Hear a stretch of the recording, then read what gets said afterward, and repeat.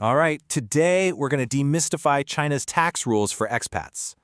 So, if you're working in China, or even just thinking about it, you're going to want to listen up, because the way you get taxed there has changed a lot. So let's just break it all down, right? We're going to cut through all the jargon and get straight to the rules that you absolutely have to know. And it all starts with a huge reform that pretty much changed the game. Okay, so first things first, you need to understand this wasn't just some small update. We're talking about a major overhaul of China's individual income tax law, or IIT. It kicked in fully back on January 1st, 2019, and believe me, it was the biggest reform to the law like ever. And its impact is definitely here to stay. And that brings us to really the most critical question you have to ask yourself. Are you a tax resident in China? Seriously, everything, and I mean everything, hinges on the answer to this question. And you can see just how fundamental this shift was. Under the old rules, it was all kind of fuzzy, right? Based on a vague one full year idea. But the new law, it's crystal clear. It all comes down to one number, 183 days. That's it. This one simple change is the bedrock of the whole new system. So here's the bottom line. If you're not officially domiciled in China, but you spend 183 days or more there in a calendar year, bam, you're a tax resident. And why should you care? Well, because once you have that status, China can potentially tax your worldwide income. Not just what you earn in China, but everything. But wait a second, there's a really important little detail here. How do you even count a day?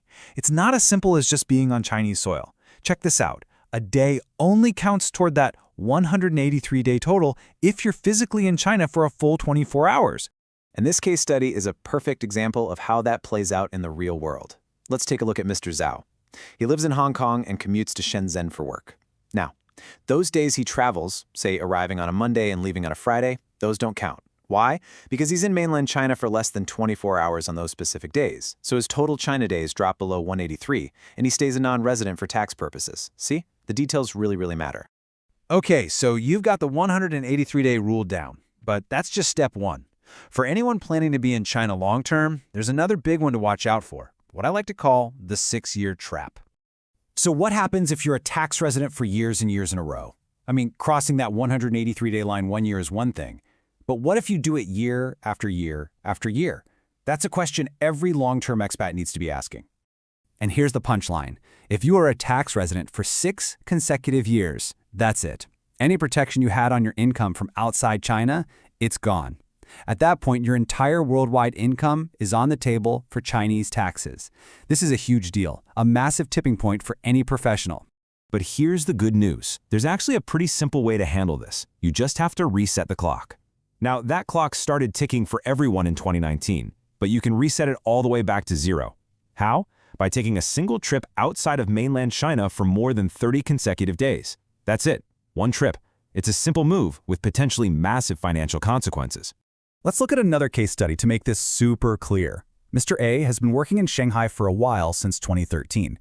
He was getting dangerously close to that 6-year mark. But then, in 2023, he takes a business trip to Hong Kong that lasts for over 30 days. And just like that, poof, he successfully reset his 6-year clock. It's a really powerful and, more importantly, an actionable strategy. All right, so we've talked about residency and that 6-year rule. Now let's get down to brass tacks and look at what income actually gets taxed. I love this flowchart because it really helps you see the logic. It's like a little decision tree. You start at the top. Are you domiciled in China? Probably not. Okay, next question. Have you been there for more than 183 days? If yes, you're a resident. But wait, is your worldwide income taxed? Well, have you hit that 6-year mark yet? Just follow the path, and it tells you exactly what your tax situation is. Okay, this next part is a really important distinction, so pay close attention. For most employees, your income is based on what's called a day-in, day-out basis. Basically, if you work outside of China, that income generally isn't taxed by China. Simple enough. But if you're a senior executive, we're talking directors, supervisors, the rules are way stricter. If a Chinese company is paying your salary, it's considered China-sourced income no matter where on the planet you are when you did the work. So what about the actual tax rates? How much are we talking about here? Well, this table gives you a quick look at China's progressive system. As you can see, the rates start out pretty low, but they ramp up fast, topping out at a marginal rate of 45%. Yeah, 45%. That's definitely something you need to factor into your planning. Ooh, okay, that was a lot of information. So let's boil it all down to a simple, easy-to-remember checklist. Look, if you walk away with nothing else, just burn these 3 numbers into your brain. First, 183 days. That's the magic number for becoming a tax resident. Second, 6 years. That's when your global income is suddenly at risk. And third, 30 days. That's how long your trip outside China needs to be to hit that big old reset button. Master these 3 numbers and you're way ahead of the game. And let's just nail down 2 more really critical details. First, always remember how a day is counted. If it's less than 24 hours, it doesn't go on the scoreboard. And second, your job title really matters. Senior execs just don't have the same flexibility as other employees. Trust me, these little details can make a world of difference. So I'll leave you with this question to chew on.